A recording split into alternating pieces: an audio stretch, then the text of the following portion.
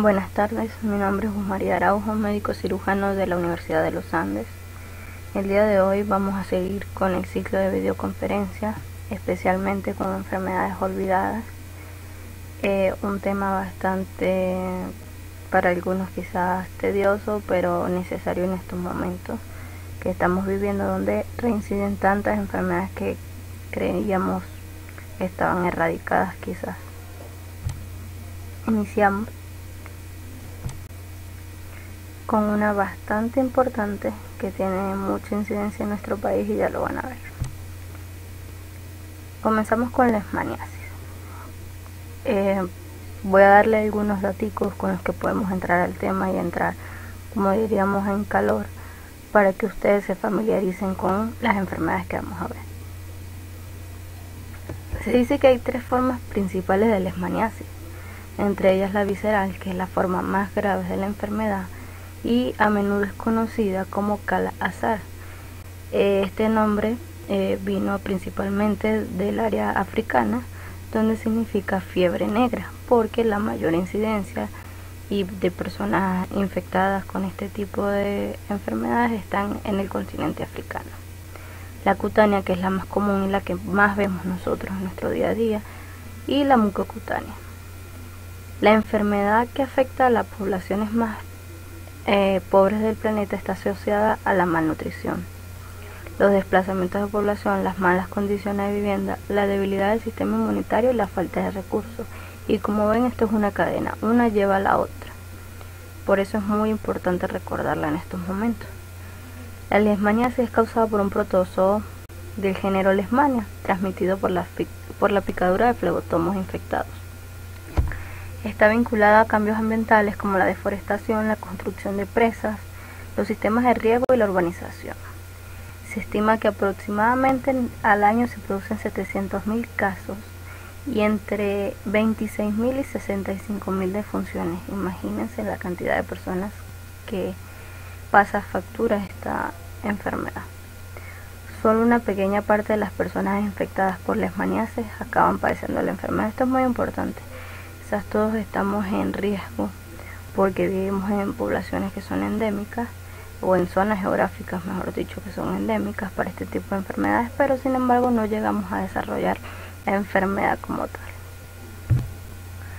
En cuanto a la región de las Américas, la epidemiología de la leishmaniasis cutánea es bastante compleja, pues se observaron variaciones en los ciclos de transmisión, los reservorios, los flebotomos vectores, las manifestaciones clínicas y la respuesta al tratamiento. Además, hay varias especies de leishmania en la misma zona geográfica y el 90% de los casos de leishmaniasis visceral, que dijimos que era la más agresiva de los tipos de leishmaniasis, se concentra en el Brasil. Ahora bien, ¿qué pasa con Venezuela? Sé que me están viendo personas quizás de otros lugares, pero hoy vengo a extenderles un poquito más la epidemiología de nuestro país. En base a los cambios epidemiológicos importantes y la aparición de nuevos factores de riesgo relacionados con el aumento de la población y el éxodo del área rural de las grandes ciudades, resaltan la dispersión y el establecimiento de la transmisión doméstica y peridoméstica. Por lo tanto, la posibilidad y necesidad de establecer lineamientos para el control de vectores, es decir, ya son enfermedades que no se quedan en el campo y que pasan a ser del área habitual de nosotros, que es el área doméstica. En Venezuela actualmente tenemos un programa de control de leishmaniasis a cargo del Servicio Autónomo del Instituto de Biomedicina, que está bajo el cargo, valga la redundancia, del Ministerio del Poder Popular para la Salud, con sede en Caracas. Este programa se basa esencialmente en el diagnóstico y en el tratamiento de los casos y no se contempla el control vectorial. Cuando hablamos del control vectorial no hablamos más que el control de los vectores de los flebotomos. El Instituto de Biomedicina dirige a nivel nacional los servicios de dermatología sanitaria regionales, destacados en cada una de las 24 entidades federales del país. Y si ustedes preguntan en sus estados correspondientes, siempre hay un servicio de dermatología donde por lo general crean una oficina especializada para leishmaniasis, donde además van a hacer el diagnóstico oportuno, las pruebas, inclusive se le va a brindar a las personas la posibilidad de realizar las pruebas y de aplicar el tratamiento. El Registro Nacional de Leishmaniasis Visceral entre los años 95 al 2000 reportó un total de 242 casos. Ustedes dirán, bueno, 242 años en 5 años no es mucho. Sí lo es, porque nosotros, si ven la incidencia con otros países de Latinoamérica, es más bajo, a excepción del Brasil, pero en cuanto a África, quizás si lo comparamos, es una tasa bastante importante todavía la que tenemos. Y estos son últimos trabajos, imagínense, del 2000. Sin embargo, desde el 2000 hasta acá han pasado 20 años, no sabemos cuánto más ha crecido exponencialmente esta enfermedad. Con relación a la leishmaniasis cutánea, desde el año 88 al 2009, que contempla el otro trabajo que cité, abarca todo el territorio nacional, siendo la forma clínica más frecuente, sobre todo la cutánea localizada, con el 97%, y para ese periodo se registra un número total de 52.282 casos. Imagínense la cantidad de personas infectadas por leishmaniasis. Ahora bien, ya conociendo un poquito de los números y de manejar un poquito las estadísticas de cómo más o menos está distribuida esta enfermedad, vamos a adentrarnos más en lo que nos gusta a todos, quizás un poquito, la clínica. Primero volvemos a repasar que es una enfermedad causada por un protozoo del tipo Leishmania, que cuenta con más de 20 especies diferentes, y además se conocen más de 90 especies de flebotominos transmisores. Dijimos que se presenta como visceral, cutánea y mucocutánea. Vamos a ver cómo es la transmisión. El periodo de incubación en los seres humanos es de 2 a 3 meses promedio, pero puede tener periodos de incubación más cortos, inclusive de 2 semanas, como largos de 2 años. En las Américas, la leishmaniasis se transmite predominantemente por la picadura de flebotomos del género Luxomia. Existe alrededor de 53 especies involucradas en la transmisión. Las infecciones por leishmania se han descrito en varias especies animales silvestres y domésticos. Algunas especies de roedores marsupiales han sido registradas como huéspedes naturales y reservorios silvestres potenciales, entre ellos el perro, que es el animal más doméstico que nosotros tenemos, se ha considerado un reservorio también. Ahora bien, tenemos aquí un gráfico donde nos demuestra la transmisión y comenzamos que tenemos los promastigostes. Ellos invaden activamente los macrófagos después de haber realizado la picadura en el humano. Estos promastigotes se transforman en amastigotes y se multiplican por mitosis, y estos amastigotes pueden seguir infectando nuevos macrófagos. Estos mismos dejan las células infectadas después de que ellas eclosionan de tanta multiplicación y se transfieren por la picadura de un mosquito que no estaba infectado, pero al tener contacto con el humano que tenía los amastigotes, pues queda transferido esta celularidad. Los amastigotes se van a los intestinos del mosquito, se transforman en promastigostes de nuevo, se multiplican por mitosis y migran a la válvula faríngea para transferirse de nuevo en una nueva picadura, por así decirlo, en otro humano que no estaba infectado. Ese es básicamente el ciclo de la transmisión. Ahora bien, una vez que ocurre la picadura, ¿qué va a ocurrir? ¿Qué consecuencias va a traer, por así decirlo? Dijimos que teníamos 3 presentaciones y cualquiera puede desarrollarse en el humano picado. Comenzamos con la visceral, y el periodo de incubación de esta puede oscilar entre 10 a 24 meses, con una media de 2 a 6 meses. La infección se caracteriza por un amplio espectro clínico que puede variar desde manifestaciones leves hasta moderadas y graves. Podemos empezar con un paciente que refiere nada más fiebre, que a veces es constante, que a veces viene, que a veces va, que a veces se instala 3 días y luego se va, pero que poco a poco va trayendo consecuencias clínicas que quizá son más evidentes para nosotros. Cuando la enfermedad está avanzada se puede ver una hepatomegalia que en algunas ocasiones no puede estar presente, sin embargo la mayoría está presente. Palidez causada por anemia grave, leucopenia, trombocitopenia y pérdida de peso que ocurre de forma lenta y progresiva. Trastornos respiratorios gastrointestinales como vómitos y diarrea, sin embargo, no es lo más común del cuadro. Quizás la diarrea sí, pero los vómitos no van muy ligados y los trastornos respiratorios tampoco. La desnutrición comienza a hacerse más notoria. Ustedes ven que son personas que tienen sus extremidades con poca volumen muscular o graso, pero un abdomen bastante pronunciado debido a la hepatomegalia. Pueden estar presentes las hemorragias tipo gingivales, epistaxis, petequias, ictericia y ascitis. Como pueden ver en la fotografía, está un paciente que está cursando con leishmaniasis visceral, y aquí pues básicamente lo que hicieron fue dibujar la hepatomegalia y la esplenomegalia presente en esta persona. Como ven, también tiene un leve tinte ictérico y pues ven la diferencia entre extremidades y tronco, específicamente abdomen, donde se ve que el paciente realmente ha bajado de peso, quizás progresivamente. Este es un cuadro que muchas veces se pasa desapercibido porque las personas quizás refieren la diarrea que viene o va, o la fiebre que viene o va, entonces se asocia a un cuadro viral que pasa desapercibido los primeros meses, quizás semanas, hasta que ocurren las complicaciones como la hepatomegalia o quizás las hemorragias, y allí es donde se comienza a estudiar que posiblemente sea o se trate de una leishmaniasis. Ahora bien, vamos con la cutánea. La cutánea es algo que yo quiero que ustedes se queden bastante claros de cómo es el tipo de lesión, porque esta es la que más nosotros tenemos en nuestro entorno, es lo que a ustedes les va a llegar a las emergencias, a los ambulatorios, a donde sea. Inclusive si la tienen bien presente, ustedes van a ver la lesión y ustedes van a decir esto es leishmaniasis.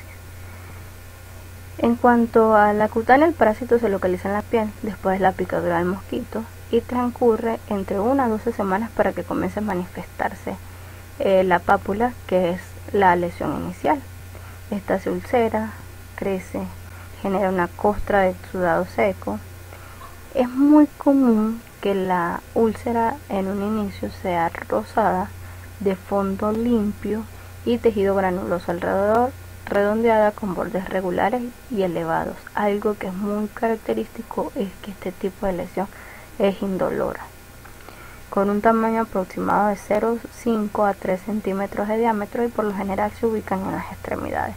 Sin embargo, ninguna parte del cuerpo está exenta de que aparezca este tipo de lesión. Lo que pasa es que por lo general los mosquitos pican más en las extremidades, por así decirlo. La picadura ocurre más en las extremidades.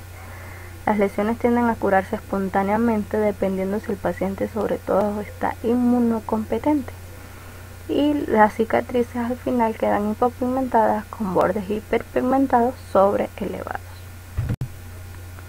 Y tenemos la última, que es la leishmaniasis mucocutánea, que de igual manera se puede desarrollar entre 1 y 12 semanas. El sitio inicial y más frecuente afectado es la mucosa del tabique nasal, que puede progresar hasta perforarse, como ven en la fotografía. El proceso puede extenderse al paladar y faringe y a la úvula, que se hipertrofia y luego se amputa. Cuando inicia en la nariz, puede presentar obstrucción, sangrado, secreción nasal, aparición de costras y heridas. Y el compromiso de la laringe y faringe puede ocasionar dolor, ronquera, disfonía y disfagia. Cuando la enfermedad compromete el pabellón auricular, se pueden producir mutilaciones del mismo, ocasionando lo que es comúnmente conocido como la úlcera de los chicleros.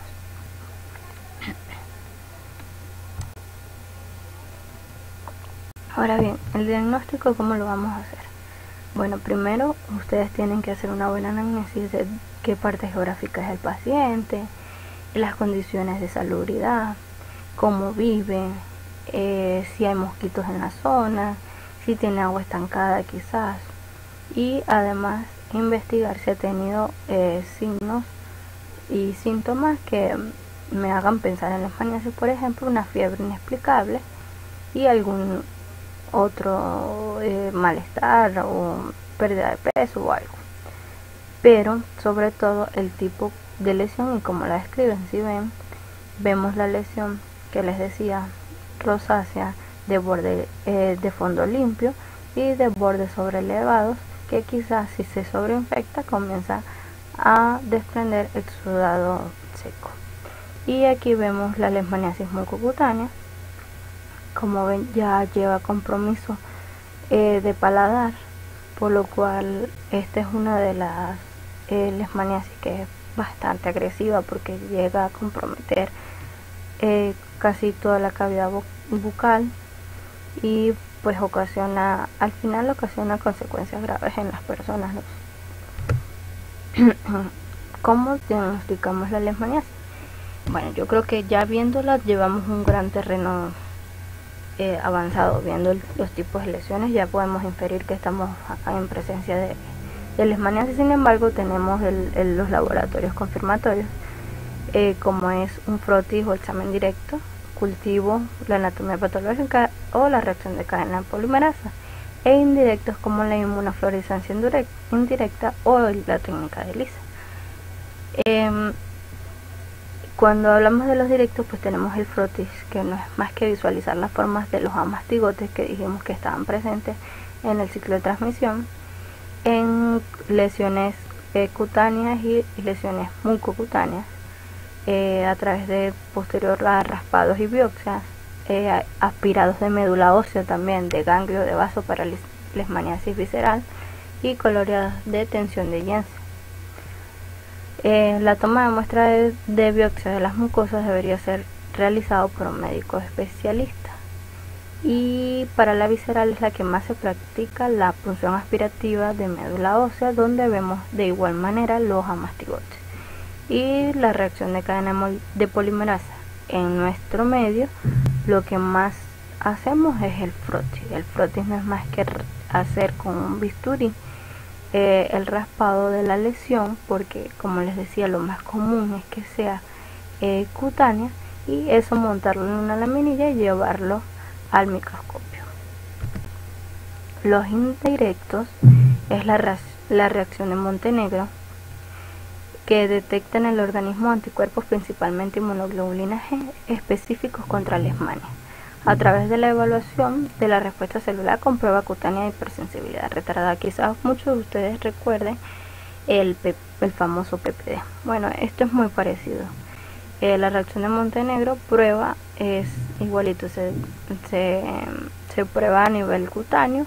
Si la lesión posterior a la intradermal reacción es mayor de 0.5, significa que es positivo para la leishmania. Sin embargo, esto ya no se hace porque es muy inespecífico. Esto por lo general se hacía anteriormente, pero quedó demostrado que es mejor realizar el frotis directo de la lesión. Y tenemos la inmunofluorescencia y el ELISA, como les decía. Sin embargo, esto realmente quizás se hace en pacientes que tengan mayores posibilidades, en centros de estudios más especializados, pero en nuestro medio y en las Américas, a nivel de las Américas, lo que se hace más que todo son las técnicas directas. Ahora bien, ya tenemos presente la lesión, ya sabemos que vamos a mandarlo al distrito sanitario más cercano de dermatología. Allá le van a realizar el frotis directo. Si tenemos dudas, quizás podemos hacer un cultivo, quizás podemos mandarlo a inmunofluorescencia o ELISA si tenemos la posibilidad. Confirmamos que es leishmaniasis. Ahora, ¿qué vamos a hacer? Bueno, esta enfermedad tiene un tipo de tratamiento que es bastante específico, que son los antimoniales pentavalentes, es decir, sales de antimonio pentavalente. A pesar de que pueden ocasionar reacciones adversas y que es necesario administrarlos por vía parenteral por largo tiempo, la primera línea es lo más eficaz y en la primera línea, valga la redundancia. Tenemos dos tipos de presentaciones, por así decirlo, dos tipos de antimoniales: el antimoniato de meglumina y el estiboclunato de sodio, que son conocidos como el glucantime. famoso Glucantime. La caja trae 25 ampollas de 5 miligramos de 5 cc con una concentración de 85 miligramos. Ahí dice 81, algunas presentaciones vienen de 81 miligramos y otras 85. La dosis en el día es de 20 miligramos kilogramos y la dosis máxima permitida es de 1200 miligramos día para pacientes de más de 60 kilogramos. Las contraindicaciones: no se puede aplicar a mujeres embarazadas o amamantando en la lactancia en formas graves de leishmaniasis porque van a ser peores los efectos adversos con antecedentes previos de reacción con trastornos cardíacos, renales o hepáticos graves, porque como les decía es un tratamiento bastante fuerte.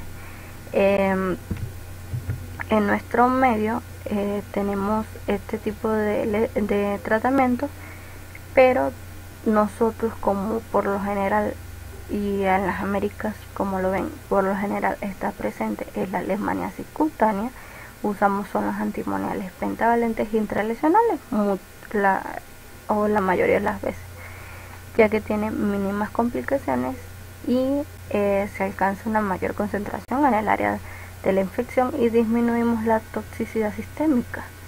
Muy importante también es el costo del tratamiento, baja muchísimo. Indicado en situaciones especiales como en pacientes con contraindicación del uso de antimoniales pentavalentes de forma sistémica. La lesión única debe contar con un diámetro no mayor a 3 centímetros. Si es mayor ya pasa a antimoniales sistémicos. Y bueno, debemos conocer que en nuestro país, Venezuela, tenemos un antimonial. Sabemos que los antimoniales pentavalentes son bastante costosos, por lo cual el Instituto de Medicina de la ULA, en conjunto entre el Estado Mérida y el Estado Trujillo, fabricaron lo que se conoce como lamina, que es la síntesis de antimoniato de meglumina,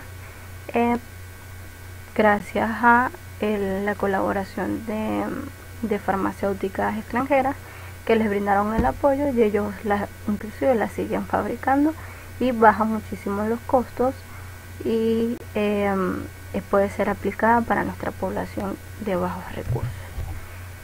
Aquí les quise traer la foto para que ustedes investiguen un poquito más de este antimonial pentavalente, que es bien venezolano, de los Andes, realizado aquí en el estado de Trujillo para los que son de la extensión Valera, como es nuestro Acuén. Y bueno, se está brindando todavía, es un antimonial intralesional que ha traído muchísimos buenos resultados. Si no puede la persona quizás recibir antimoniales, la segunda línea, se recomienda anfotericina B, a dosis de 1 miligramo kilogramo día, y para la leishmaniasis visceral debe administrarse al menos 14 días. Ahí está más o menos un esquema recomendado. Si quieren le toman foto, le toman captura, lo que ustedes quieran, para que lo tengan como la segunda línea de elección que maneja actualmente la OPS para la leishmaniasis. Ahora bien, la prevención y el control de este tipo de enfermedades es la misma que las demás que les voy a seguir recordando. Es el diagnóstico temprano y la gestión eficaz de los casos, el control de los vectores, el control de los reservorios animales y la movilización social y el fortalecimiento de alianzas. Esto no más que muchas veces se subdiagnostica este tipo de enfermedades porque se olvidan o nos olvidamos de que existen, sobre todo porque tenemos en la cabeza de que son para quizás países como África, pero no, la tenemos en nuestras zonas geográficas y es importante que no las olvidemos. El control de los vectores ahorita no es secreto para nadie que las condiciones de salubridad de muchos sectores, a pesar de que estamos en pleno 2020, no son los mejores. Y la movilización social y el fortalecimiento de alianzas, pues para los programas que brindan atención y diagnóstico oportuno a este tipo de personas. Ahora bien, seguimos con la segunda enfermedad y no es más que la filariasis. Estos son los datos claves que nos ofrece la OPS sobre la filariasis linfática. Esta es conocida también como la elefantiasis. La filariasis linfática es considerada como una enfermedad potencialmente erradicable. Eso es bueno. Aproximadamente 12.6 millones de personas están todavía en riesgo de infección en nada más las Américas y 90% de ellas están en Haití. Es endémica en Brasil, Haití, Guyana y República Dominicana, y 120 millones de personas infectadas con filariasis linfática en el mundo. 40 millones están desfiguradas o ya tienen discapacidad por esta enfermedad.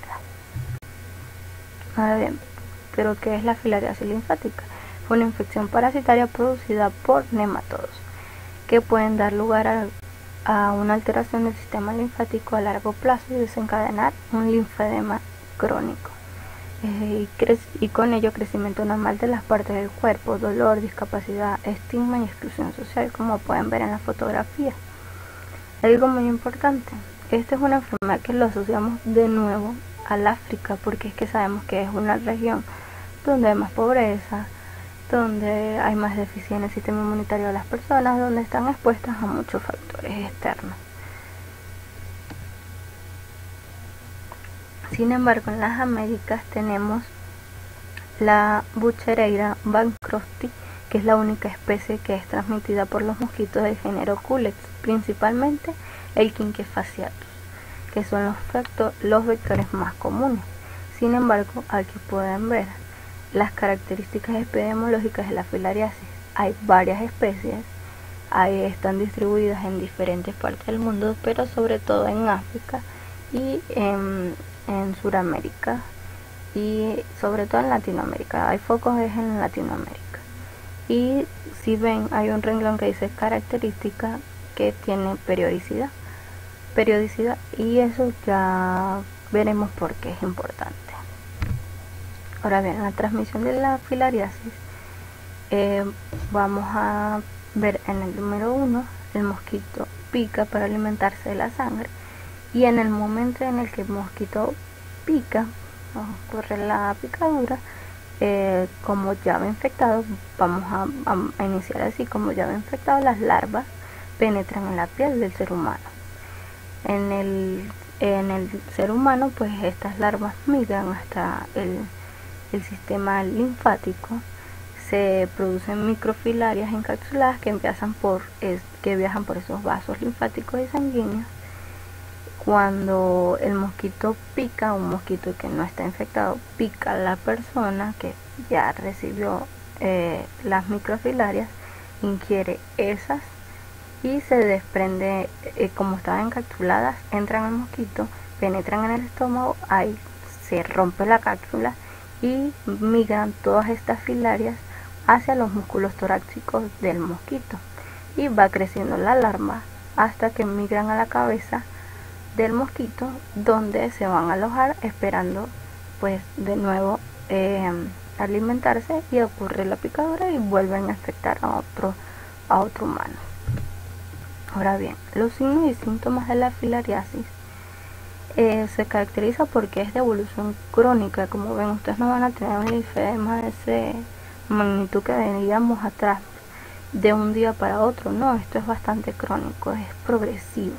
Sin embargo, podemos presenciar episodios agudos altamente sintomáticos que nos pueden orientar a estar en presencia de filariasis.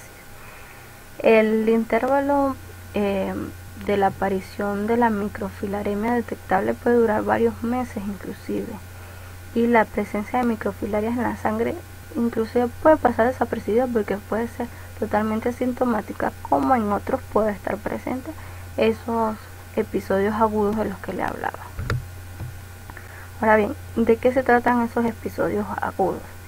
Bueno, estos episodios duran pocos días y se pueden atribuir a la presencia de los gusanos adultos vivos, de las filarias, de la muerte de los mismos y de la sobreinfección bacteriana, y por supuesto de la respuesta inmunológica de cada persona. Se trata de episodios de 3 a 4 días de fiebre, de inflamación de los ganglios linfáticos, de los conductos linfáticos. Quizás es común en los hombres detectar orquiepididimitis, funiculitis, y pues se va a presentar sobre todo es la fiebre con la inflamación de los ganglios linfáticos y de los conductos linfáticos que pueden ser percibidos como en la fotografía que estamos viendo. Ahora bien, cuando es crónica, los episodios repetidos de inflamación, van a ocurrir a lo largo de meses, y se va a ir acumulando líquido en los tejidos intersticiales que resultan en linfedema, una condición que afecta con más frecuencia los brazos y las piernas, hasta llegar a ocurrir la elefantiasis, que es como lo describe la literatura. Se forman nódulos en la epidermis, hay cambios de coloración, hay aumento de volumen en miembros, hay obstrucción de los vasos linfáticos, hay acumulación quizás de líquido en el escroto como hidrocele, y por supuesto estos traen consigo estigma y exclusión social. En la fotografía podemos ver una paciente con un miembro con linfedema crónico y otro paciente con ambos miembros. Esta es una enfermedad que es bastante dolorosa desde el punto de vista clínico como social, porque además de ello llevar consigo todo lo que conlleva la enfermedad, además es discapacitante y exclusiva, de exclusión. Entonces te impide realizar tu vida con normalidad. ¿Cómo hacemos el diagnóstico? Los que les decía, primero realizar una buena anamnesis y tener presente la zona geográfica de donde es el paciente. La técnica estándar más utilizada es la identificación de microfilarias en el frotis de gota gruesa. La muestra de sangre debe ser colectada cerca de la hora máxima de concentración de las microfilarias, y aquí es donde hablábamos del periodo.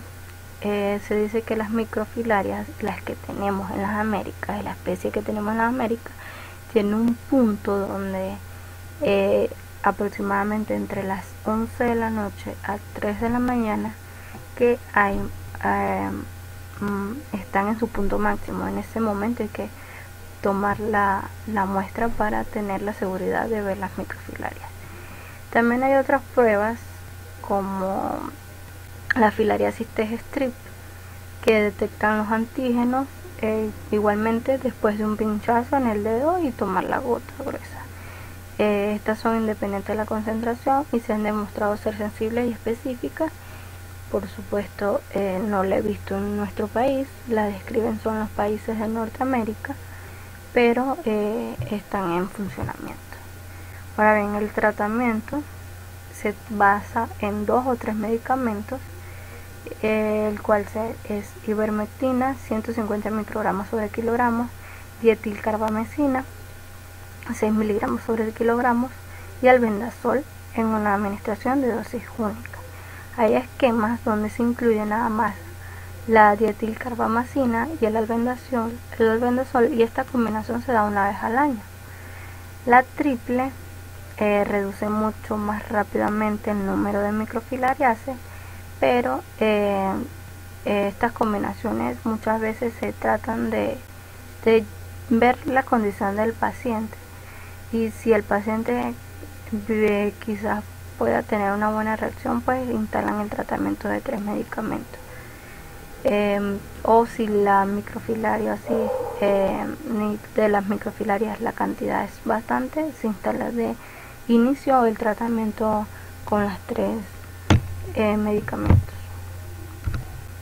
Por lo general la OPS y la OMS trata de crear programas donde se les brinde a las personas diagnosticadas este tipo de tratamiento, ya que es una sola vez al año, y de las zonas geográficas endémicas siempre ellos tratan de asegurarles por lo menos entre 5 a 6 años una persona que sea diagnosticada el tratamiento anual.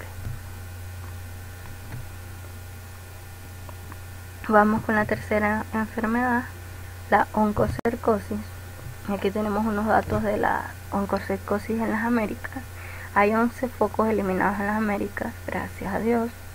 2 países en las Américas con riesgo, 28.200 personas con quimioterapia preventiva en las Américas, 18 millones de personas infectadas en el mundo y 270.000 personas han perdido la vista a nivel mundial, gracias a la oncocercosis.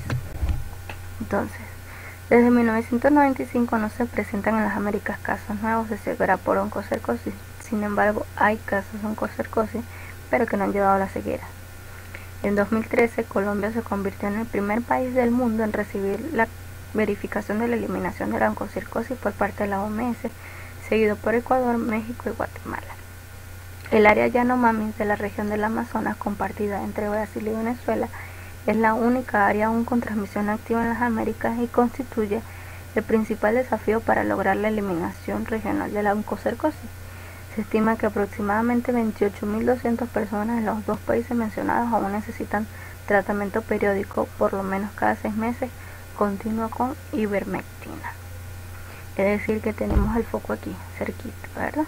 Entre Venezuela y Brasil y en una comunidad indígena. ¿Pero qué es la oncocercosis? Es una enfermedad parasitaria causada por otra filaria, como la que veíamos anteriormente, pero esta es por la Onchocerca volvulus. Es transmitido a los humanos por las moscas negras y puede causar graves afectaciones de piel y ojos que puede llevar a la ceguera. Por eso es conocido como la ceguera de los ríos, y no es más porque las larvas de la mosca negra se reproducen en los ríos de corriente rápida. Como pueden ver, es una fotografía donde se demuestran las filarias. ¿Cómo se transmiten? Bueno, en un primer momento la mosca negra realiza la picadura en el tejido de los humanos, en la piel. Estas se van hacia el tejido subcutáneo. Estas filarias crean un nódulo en el tejido subcutáneo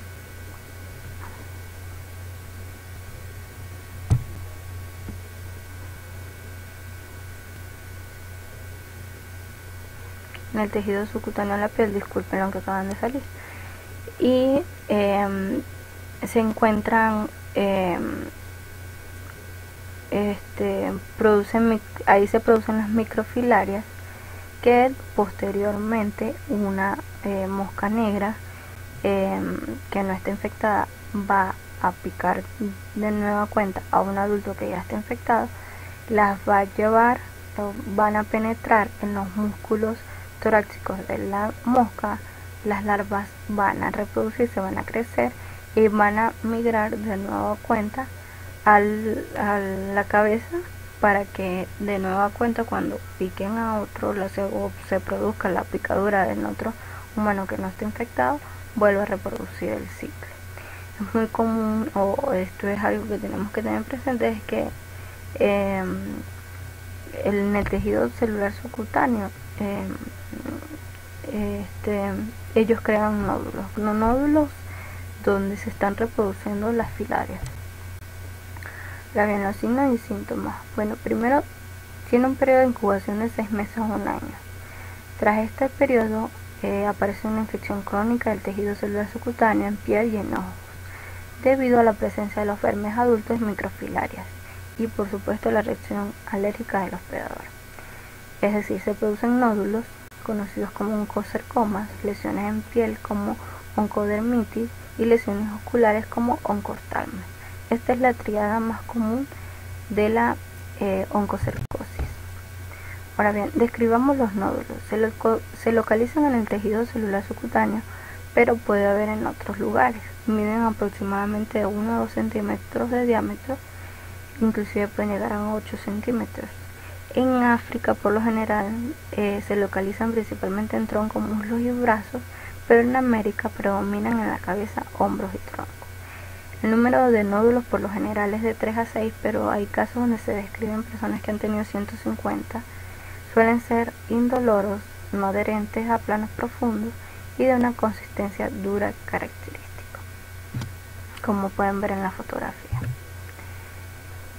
Las lesiones cutáneas son de tipo irritativo o alérgico, conocido también como erisipela de la costa, con edema, enrojecimiento de la cara y miembros, acompañado de malestar general y fiebre.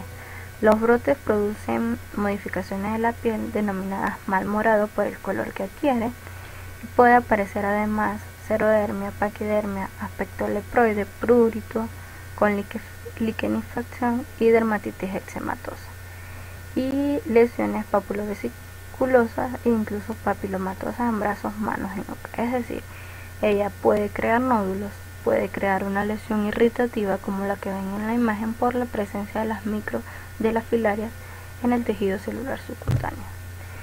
Y lo más característico es las lesiones oculares. El compromiso ocular se produce por la penetración de las microfilarias en el globo. Se pueden afectar todas las estructuras oculares, hasta la retina y el nervio óptico, imagínense. Inicialmente la enfermedad se desarrolla como una conjuntivitis crónica, con exacerbaciones que son repetitivas. Si muere el parásito, por lo general hay mucha hiperemia, equimosis y edema papebral. Hay lesiones de tipo flictenular con microfilarias en su interior, y es real esta fotografía que ustedes viendo, es real. La filaria, las microfilarias se pueden ver en el globo ocular. ¿Cómo migran hasta allí? Bueno, a través del corriente sanguíneo, quizás de nódulos que están, sobre todo se describen que viajan desde nódulos que están cercanos a la región torácica y del cuello, por lo que llegan más fácilmente al globo ocular, causando ceguera. ¿Cómo realizamos el diagnóstico de esta enfermedad? Bueno, primero, las lesiones de tipo irritativo por lo general son las primeras en aparecer, posterior a la aparición de nódulos, y en las formas oculares pues puedes ver las microfilarias en la conjuntiva. El diagnóstico de certeza lo hacemos por la presencia de filarias en los nódulos extirpados y en las biopsias cutáneas que realizamos por escarificación. El diagnóstico indirecto puede realizarse mediante inmunodiagnóstico con antígenos igualitos para la oncocerca, y destacan los métodos de fijación de complemento, hemaglutinación indirecta, electroforesis y ELISA. Sin embargo, lo recomendado es la toma de biopsia o la extirpación del nódulo, que inclusive se ha descrito que extirpar esto pues trae buenos beneficios, porque por lo general se remueven todas las microfilarias del área, no estoy diciendo completamente del tejido o del cuerpo humano, pero del área donde está el nódulo, y eso lo llevamos de una vez a la visualización donde podemos ver las filarias adultas, y allí hacemos el diagnóstico certero de que se trataba de oncocercomas y no cualquier otra cosa que puede ser el diagnóstico diferencial, como un lipoma o algo así. Ahora bien, la OMS recomienda el tratamiento para la oncocercosis ivermectina una vez al año durante el periodo de entre 10 y 15 años. Ivermectina a 150 microgramos kilogramos en una administración única. Lo que les decía, la nodulectomía es un tratamiento de refuerzo eficaz, ya que elimina directamente la población adulta de gusanos. No obstante, no siempre es realizable debido a la extensión de las lesiones, ya que resulta un procedimiento de coste elevado. No todo el mundo tiene la posibilidad. Imagínense, si estas enfermedades están presentes sobre todo en países en vías de desarrollo, en zonas geográficas con poblaciones pobres de escasos recursos, es difícil que ellos tengan la posibilidad de optar a un procedimiento quirúrgico como la nodulectomía, pero pues por lo menos se puede brindar la ayuda a través de la ivermectina, que es el tratamiento de primera línea. Inclusive el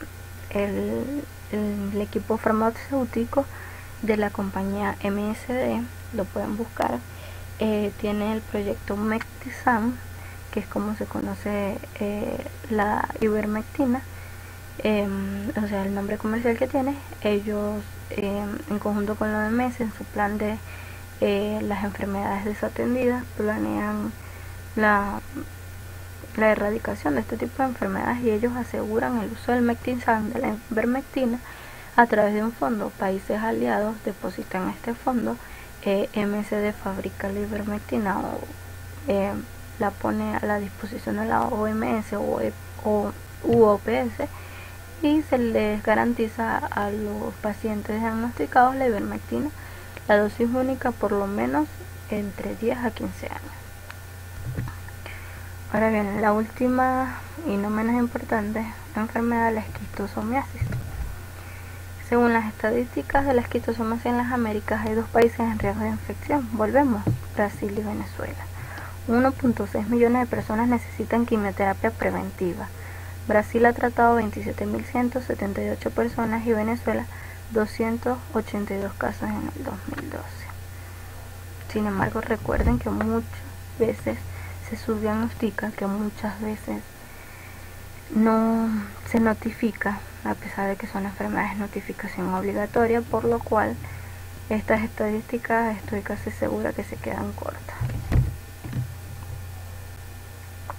La esquistosomiasis es una enfermedad parasitaria aguda y crónica causada por trematodos del género Schistosoma. En las Américas, la única especie parasitaria es el Schistosoma manzoni, que se asocia a la esquistosomiasis intestinal. El principal factor de riesgo para infectarse es la exposición al agua dulce contaminada con heces humanas infectadas por el parásito por actividades domésticas, laborales o recreacionales. Ahora bien, la transmisión inicia aquí abajo, donde ustedes ven.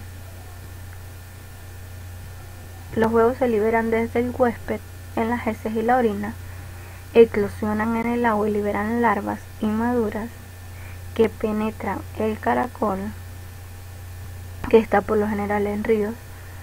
El caracol los convierte en esporocitos y los esporocitos se convierten en cercarias que se liberan en el agua y pueden penetrar en la piel de una persona. Que nos está quedando aquí claro que hay un intermediario, ¿verdad? El caracol. Después que estas larvas o estos esporocitos se convierten en cercarias, van a quedarse en el agua, y por lo general las personas que están cercanas a ríos entran en el mismo sin zapatos, sin vestimenta en los pies, entonces están muy vulnerables para que esto penetren hasta a través de la planta de los pies y se conviertan en esquistosómulas y se desplazan hasta el hígado, donde los gusanos pues crecen, se aparean y se desplazan hacia el intestino o la vejiga, donde ponen huevos y comienzan a ocasionar la sintomatología. Ahora bien, ¿pero cuál es esa sintomatología? Bueno, tenemos 2 tipos que describe la literatura: intestinal, compuesta por dolor abdominal, diarrea y sangre en heces. En casos avanzados es frecuente la hepatomegalia, ascitis, hipertensión portal, y en algunos casos puede haber también esplenomegalia. Este es un ejemplo de un niño con esquistosomiasis intestinal. Lo más característico, diría yo, primero que comienza a aumentar el perímetro abdominal y el dolor abdominal y los periodos de diarrea que hace este tipo de personas. En cuanto a la urinaria, lo más característico es la hematuria. En los casos avanzados hay fibrosis de vejiga y de uréteres. En las mujeres pueden presentar lesiones genitales, hemorragias vaginales, y en los hombres también puede ocasionar trastornos de la vesícula seminal, próstata y otros órganos. La enfermedad también puede tener otras consecuencias tardías e irreversibles, tales como la infertilidad.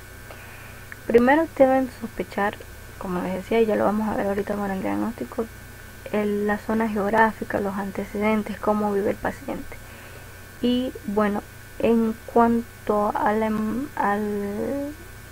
la parte urinaria, pues es muy característico que ellos desarrollen hematuria. Eso es como lo que ustedes deben tener más en cuenta. Ahora bien, ¿cómo realizamos el diagnóstico?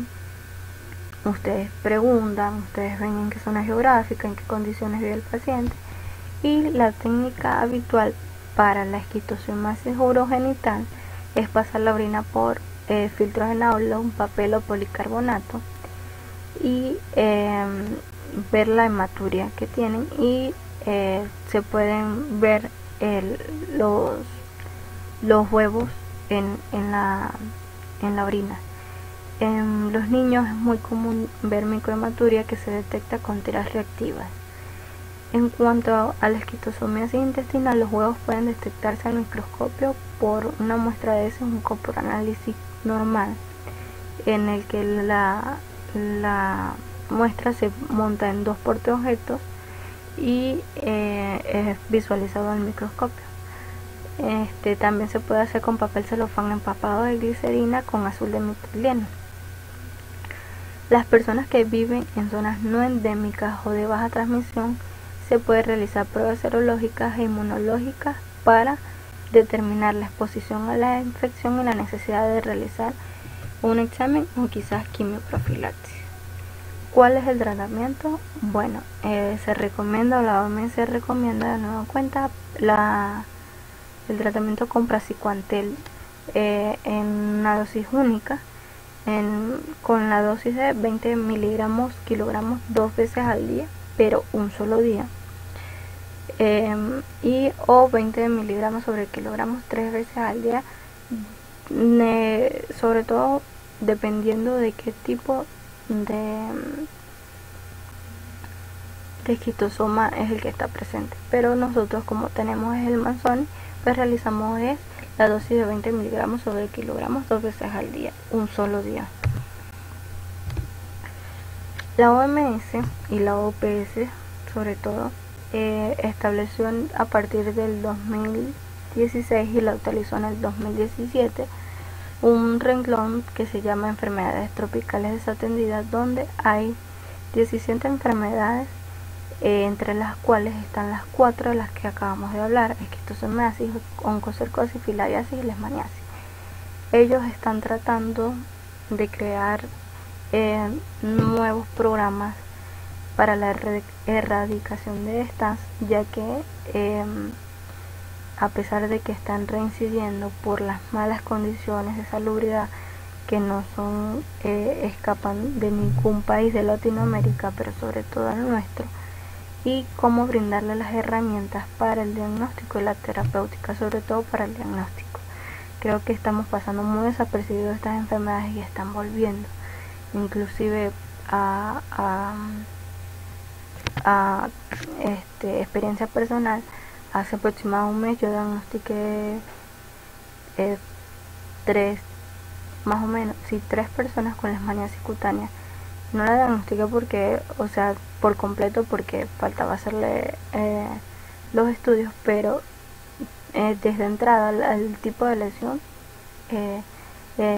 se podía saber que era leishmaniasis cutánea.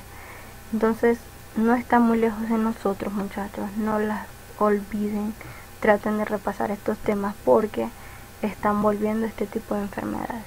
Imagínense, son así de importantes que, a pesar de ser desatendidas, hay muchos programas y mucha gente tratando de hacer que dejen de ser desatendidas.